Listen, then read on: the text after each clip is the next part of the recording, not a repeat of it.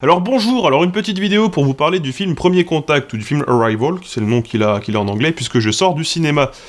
Et bon, je l'ai vu moi en français, parce que les séances en VO étaient un peu tardives, mais ça va pas changer grand chose pour la suite de la vidéo. Alors oui, je sais, je suis pas trop un vidéaste qui parle normalement de ciné, ou de séries, etc. Il y en a une chier sur YouTube.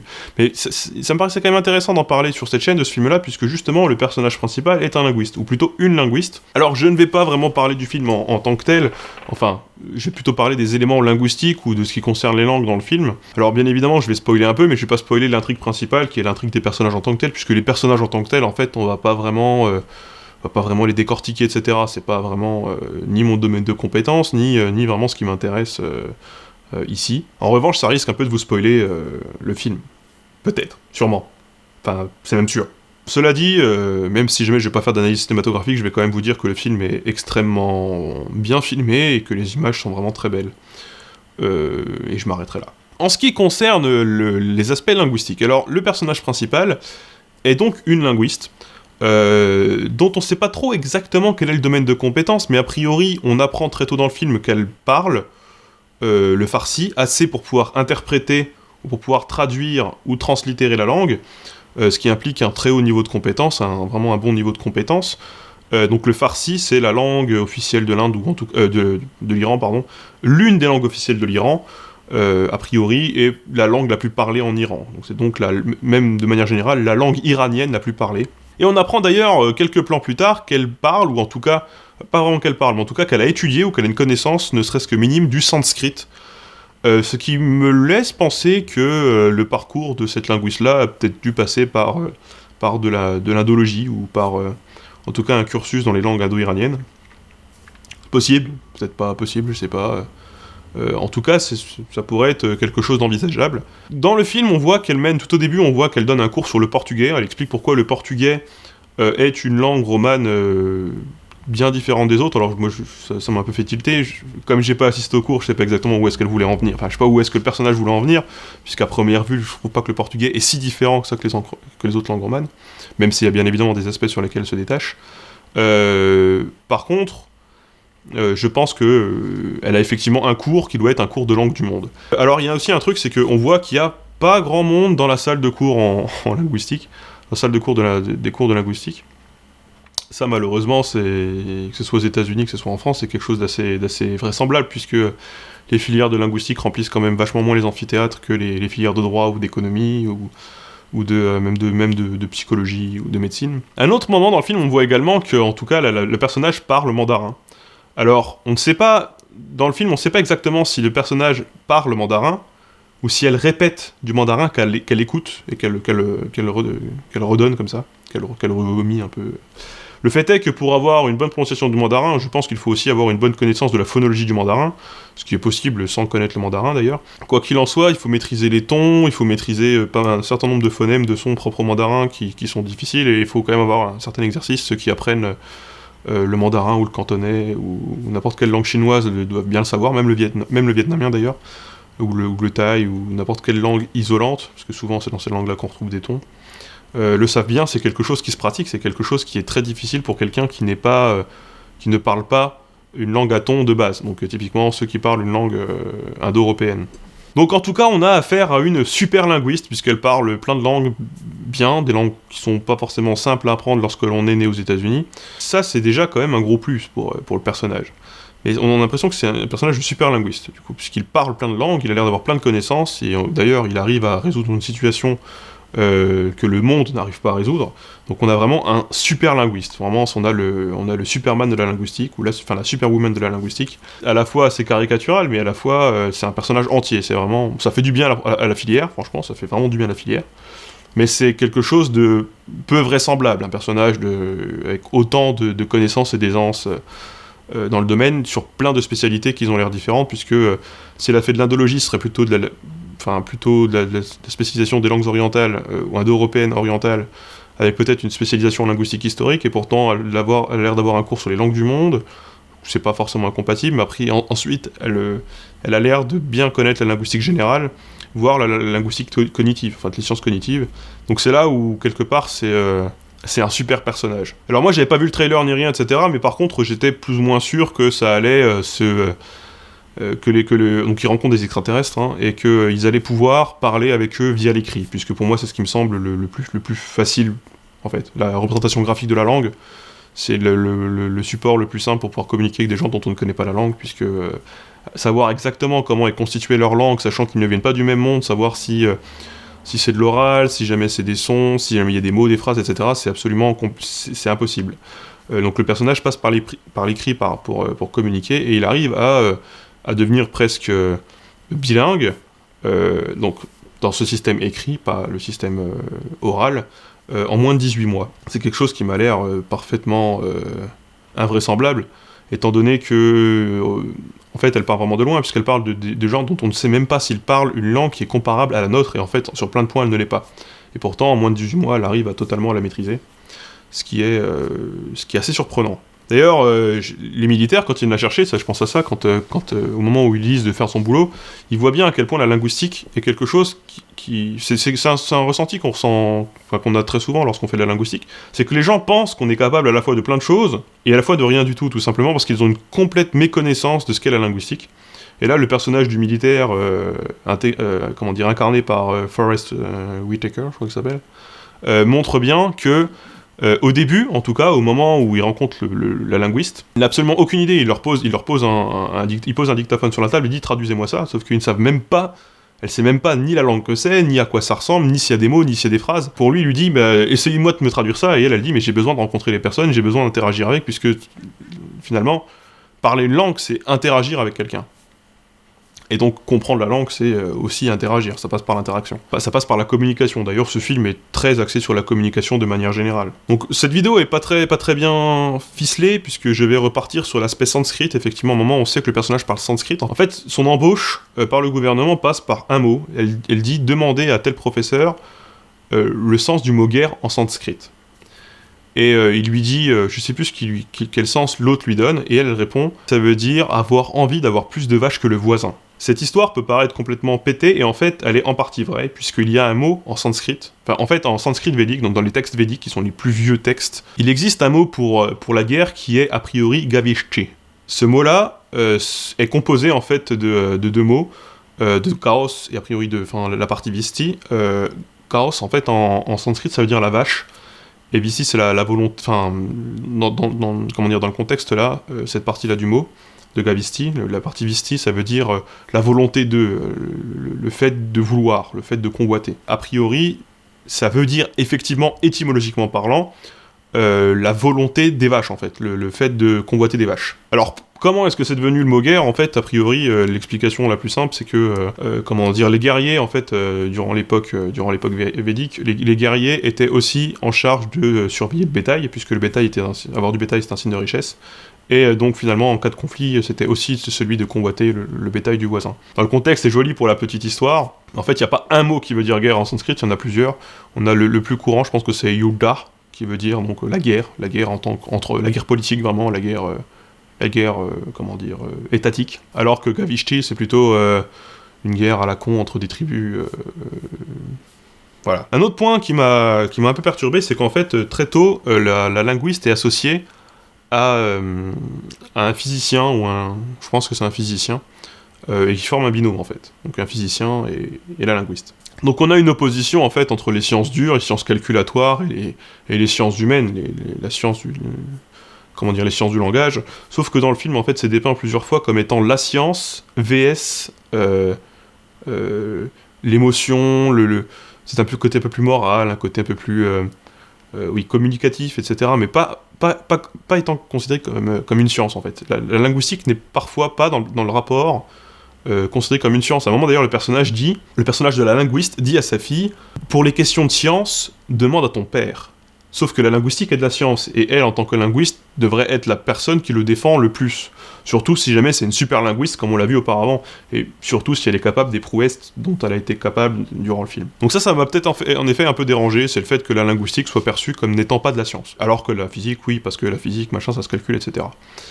Alors que je vous rassure tout de suite, la linguistique c'est une science humaine, ça s'appelle les sciences du langage. La linguistique c'est les sciences du langage. Et ce côté-là, ça m'a un peu chiffonné, mais bon, on peut passer facilement dessus. Pour revenir vraiment à l'aspect filmique, vraiment à l'aspect au fond du film, c'est donc des interactions avec des aliens. qu'ils appellent des heptapodes, il me semble des heptapodes. Les aliens donc communiquent par écrit, ou plutôt par une représentation graphique, qui sont des cercles, des espèces de cercles autour desquels il y a des petits symboles, des petits traits, etc. C'est donc par là que la linguiste va réussir à communiquer avec eux, à leur apprendre, enfin elle à apprendre la façon dans laquelle ils communiquent, à casser leur code, leur code graphique. Mais a priori, eux nous comprennent. En fait, j'ai pas trop bien compris si eux nous comprennent ou si eux aussi apprennent à nous comprendre. En tout cas, elle dit clairement qu'ils ont une pensée qui est beaucoup plus complexe, elle le détermine par la langue. Et en fait, plusieurs fois dans le film, il y a un truc qui revient, c'est l'hypothèse Sapir-Whorf. D'ailleurs, il y a un passage, en fait, il y a une scène où le physicien dit à la linguiste, j'ai lu un passage comme quoi on peut apprendre une langue pendant 3 mois, en 3 mois, et ça modifie une structure dans le cerveau. Et elle dit oui, en effet, je sais plus exactement comment elle le tourne, mais oui, en effet, c'est l'hypothèse Sapir-Whorf, l'hypothèse qui dit que la langue que l'on parle influe la façon de laquelle on perçoit le monde. Ça, j'en ai parlé dans la vidéo sur Saussure, il me semble. Le truc, c'est que le film va complètement pousser cette hypothèse à l'extrême, puisque la personnage principale, en apprenant le code graphique des aliens, va réussir finalement à penser un peu comme eux. C'est-à-dire à se mettre à leur place d'un point de vue cognitif, en fait. C'est-à-dire qu'en fait, étant donné qu'ils n'ont pas la notion du temps dans leur langue, elles, en apprenant leur langue sous l'aspect écrit, sous l'aspect graphique, va également pouvoir s'affranchir de la perception du temps.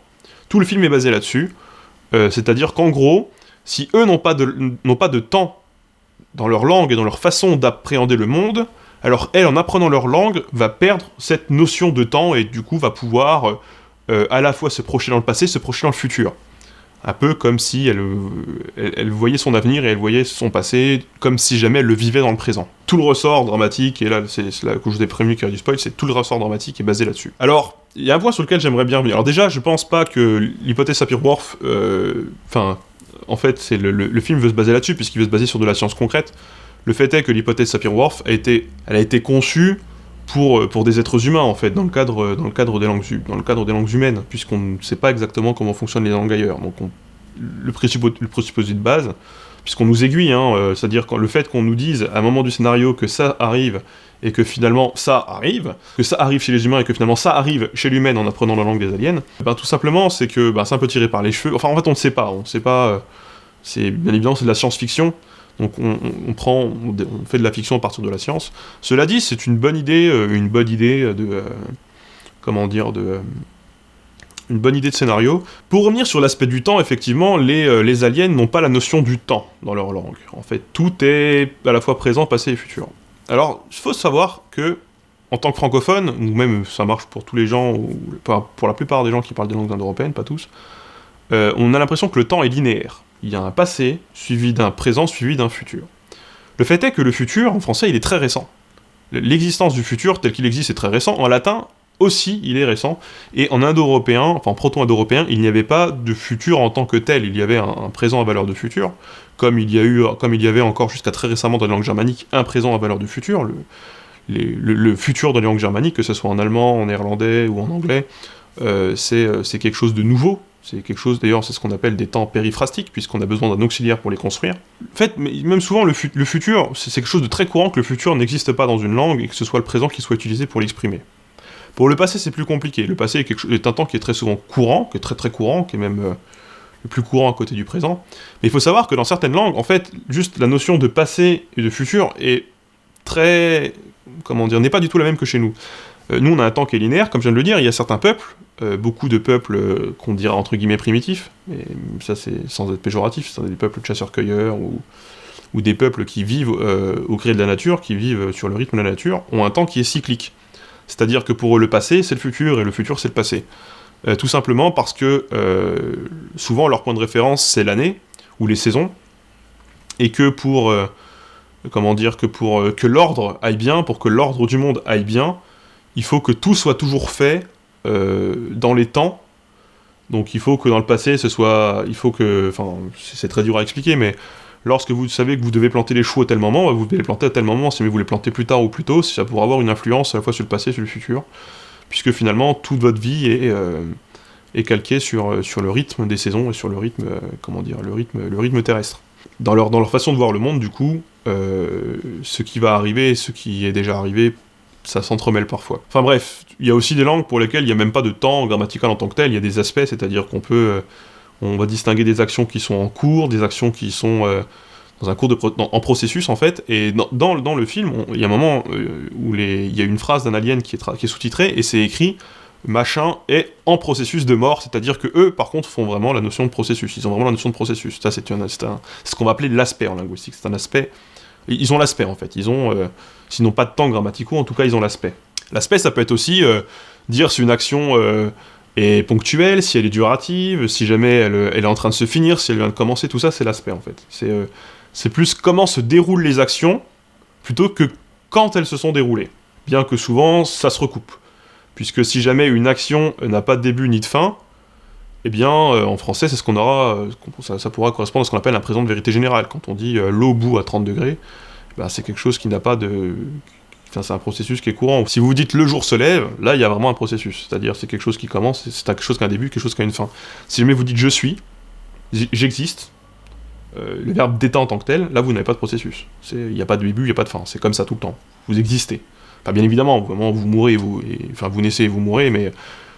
comment dire, lorsque vous définissez cet état, il n'y a pas, c'est pas j'ai commencé à exister il y a 1 heure et ça finira et c'est sur le point de finir par exemple. Enfin bref, on s'en fout, c'est juste pour dire que le fait que le temps soit linéaire ou le fait que le temps grammatical en tant que tel existe, ce ne sont pas des choses qui sont dans toutes les langues humaines. D'ailleurs, si vous parlez des langues slaves, la notion d'aspect dont je viens de parler est très importante. Les aliens communiquent avec ce qu'ils appellent des il me semble qu'ils appellent ça des sémiogrammes dans le film, ou des idéogrammes, je sais plus. Donc en fait, dans le symbole, il y a tous les éléments d'une phrase. Il y a plein de concepts qui s'entremêlent et qui, eux, forment un sens complexe.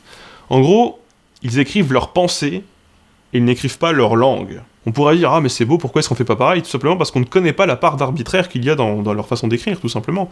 Et d'ailleurs, cette notion d'arbitraire, ou cette notion de finesse du sens, elle est très bien décrite dans le film, puisqu'à un moment, il y a un débat pour savoir si tel mot veut dire arme ou outil. Puisque ce n'est pas parce qu'on fait la distinction que la ferait, ou si jamais ils la font, peut-être qu'ils la font pas au même endroit, ou ils la font pas de la même façon. Et c'est quelque chose de très important, ça donne beaucoup de relativisme en fait sur la façon de laquelle on peut se comprendre ou ne pas se comprendre. En tout cas, moi j'ai beaucoup aimé le film, je pense que ça vous plaira si jamais vous aimez la linguistique ou si jamais c'est quelque chose qui vous intéresse, parce que je trouve que, pour résumer, il y a quand même beaucoup d'aspects intéressants. Tout d'abord, il y a quelque chose de très relativiste, que j'aime beaucoup, qui est d'ailleurs l'hypothèse Sabir-Whorf est aussi une hypothèse qui est relativiste. Les langues sont toujours perçues comme étant des choses indépendantes, comme étant des choses à part, qui chacune ont leur réalité, ont leurs contraintes, ont leurs informations. Les problèmes de traduction qui sont émises dans le film, qui sont montrés dans le film, c'est un des exemples, typiquement. Le fait que leur système d'écriture soit tel qu'il est, le fait que leur langue soit telle qu'elle est. Finalement, d'ailleurs, la langue des aliens n'est pas très importante dans le film, puisqu'on l'entend, mais même à la fin, on ne sait pas à quoi elle correspond. On ne sait pas relier la langue telle qu'ils parlent, telle qu'ils la vocalisent, avec la façon dans laquelle ils écrivent, parce qu'il y a une espèce pas vraiment une indépendance entre les deux, mais il y a pas de... Ils n'écrivent pas avec un alphabet, ils n'écrivent pas avec des lettres qui notent des sons, ils écrivent avec des symboles qui notent des concepts ou des objets, un peu comme dans les langues chinoises ou en japonais, etc. Ce qui fait que, de base, et c'est un moment, c'est très important dans le film, puisqu'elle dit, les symboles n'évoluent pas à travers le temps, ou évoluent très peu, alors que si jamais on réaligne l'orthographe sur un mot, si le mot change et qu'à chaque fois on doit réaligner l'orthographe, là c'est beaucoup plus complexe, puisque effectivement on peut avoir deux mots qui s'orthographent complètement différemment, alors que, phonétiquement parlant, ils sont très proches. Et de manière générale, j'ai beaucoup aimé le fait que... ça m'a un peu surpris, parce que souvent les Américains, surtout à travers du cinéma, sont très universalistes. Et d'ailleurs, à un moment dans le film, elle écrit ce qui s'appelle la grammaire universelle, et là, moi, j'étais un peu... La grammaire universelle, en parlant de la grammaire de la langue des aliens, parce qu'elle écrit un bouquin dessus. Et en fait, je me suis dit qu'au début, elle leur dit que de toute façon, le titre et finalement le premier paragraphe, ou l'introduction, c'est fait pour appâter les gens, et puis finalement, après, le bouquin, il est un peu plus chiant. Et finalement, on peut aussi tout simplement considérer que le titre, c'est un titre qui appâte, c'est un truc qui fait qu'on a envie d'acheter, et que finalement, le fond n'est peut-être pas forcément, correspond exactement à ce qu'on pourrait penser qu'il est. Et finalement, c'est pareil sur YouTube, mes titres de vidéos, parfois, ils peuvent énerver des gens quand ils les voient, puis finalement, ils se rendent compte que dans la vidéo, c'est quelque chose que je vais un peu dénoncer le titre, ou le démonter, le décortiquer, pour pouvoir, justement, combattre les idées reçues. Et finalement, c'est peut-être ce qu'elle fait. Donc voilà, j'ai pas grand-chose d'autre à dire. J'ai vraiment beaucoup aimé ce film. Je l'ai beaucoup aimé. J'espère que vous l'aimerez aussi, en fait, tout simplement. Je vous invite franchement à aller le voir. C'est très beau, c'est très bien fait.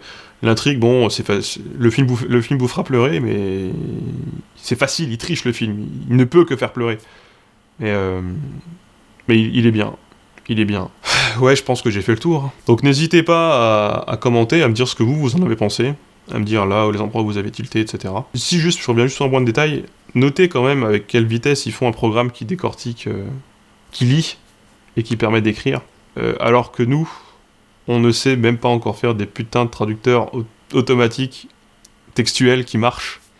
Mais eux, ils y arrivent dans le film en fait. Ils font un peu... ils passent comme ça. Et ils arrivent finalement à écrire sans trop de problèmes avec les aliens. Et la linguiste arrive à décortiquer des messages qu'elle considère beaucoup trop complexes au départ pour la pensée humaine, si je dis pas de bêtises, dans le film il en est question. Et elle arrive ensuite à les comprendre. Je voudrais juste faire un dernier message. Je fais YouTube désabonne beaucoup des chaînes en fait. Ça se trouve vous avez été désabonné de cette chaîne là. Je sais que certaines personnes disent que c'est chiant de nous entendre dire oui mais les vidéastes ils se plaignent. Je vais me désabonner à force qu'ils disent qu'on nous désabonne, parce que moi j'ai pas été désabonné. Le fait est qu'on est beaucoup à remarquer des désabonnements. Sur Twitter, si vous me suivez, j'ai RT plusieurs personnes qui m'ont dit hey, j'étais désabonné de ta chaîne, je sais pas pourquoi. Moi-même, j'ai été désabonné de plusieurs chaînes, je me suis rendu compte que j'avais été désabonné de Danny Caligula, dont je regarde pourtant toutes les vidéos. Donc c'est pas pourquoi. Il y a quand même une parade à cela, suffit tout simplement que lorsque vous êtes abonné ou lorsque vous vous abonnez, il y a une petite cloche à côté du nombre d'abonnés, et à côté du bouton de s'abonner, c'est de cliquer dessus et de cocher envoyez-moi toutes les notifications.